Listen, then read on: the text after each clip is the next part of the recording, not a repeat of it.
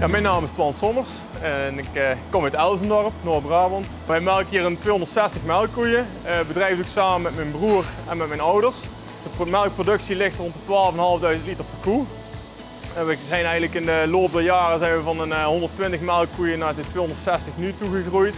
En die groei die hebben we eigenlijk gemaakt omdat wij met twee gezinnen ervan willen kunnen bestaan. Destijds toen wij deze stal bouwden, hebben wij eigenlijk al heel veel over ventilatie nagedacht. Wij hebben deze stal in 2015 in gebruik genomen. Een stal met een zaagtanddak met veel lucht en licht inlaten, zeg maar. We hebben een 6-rijige stal met voergang aan de buitenkant. En om zo'n brede stal goed te laten ventileren, meenden wij dat een zaagtanddak met 4 open nokken gewoon veel beter ventileert dan een traditionele nok. En daar zijn wij ook super over tevreden. Ondanks dat merkten wij dat als we dagen hadden van 30 graden of meer, en vooral in langere perioden, zoals de laatste jaren eigenlijk vaak zagen dat je toch wel van die hittegolven hebt, ook dan was het in deze stal gewoon te heet aan het worden. Nou, de dingen die wij zagen doordat ze het te warm hadden, zijn vooral eigenlijk dat de koeien natuurlijk in melkproductie zakten. Vorig jaar was het een extreem jaar met 40 graden en dat kostte gewoon 5-6 liter gemiddeld per dag aan productie. Daarbij gewoon koeien die als ze iets mankeerden, een uierontsteking of iets dergelijks, die waren gewoon weg met die hitte. Dat was bijna niet te verhelpen. En koeien hadden het gewoon zwaar. Hè. Je zag het gewoon dat het celgetal vloog wel omhoog, maar uierontsteking was iets meer. En ze lagen gewoon wat te pompen in de boksen. Wat wij wilden bereiken met de aanschaf van dit product, nou met name eigenlijk de productiedaling, dat die er minder groot zou worden met die hitte. Maar ook dat de dieren gewoon gezonder bleven.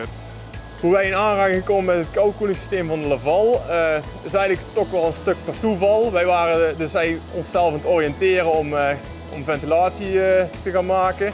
En juist op dat moment kwam de tourboutique van DeLaval bij ons achter het huis gereden. En die had er een folder in liggen van Cow Cooling. Wij hebben gekozen voor het Cow Cooling Systeem van DeLaval, want zij hebben een grove druppel die de koe nat maakt. En in combinatie met ventileren. En dat stond ons eigenlijk direct aan. Ik denk dat het belangrijk is dat je de koe zelf nat maakt en de koe zelf dus koelt en daarmee ventileert. Andere systemen, daar waren we eigenlijk bang voor dat de luchtvochtigheid in de stal te groot werd en daarom hebben we hiervoor gekozen. Ja, hoe de frequentie van het systeem bepaald wordt, dat gaat volledig automatisch. In de stal hangt een sensor en die meet de temperatuur en de luchtvochtigheid.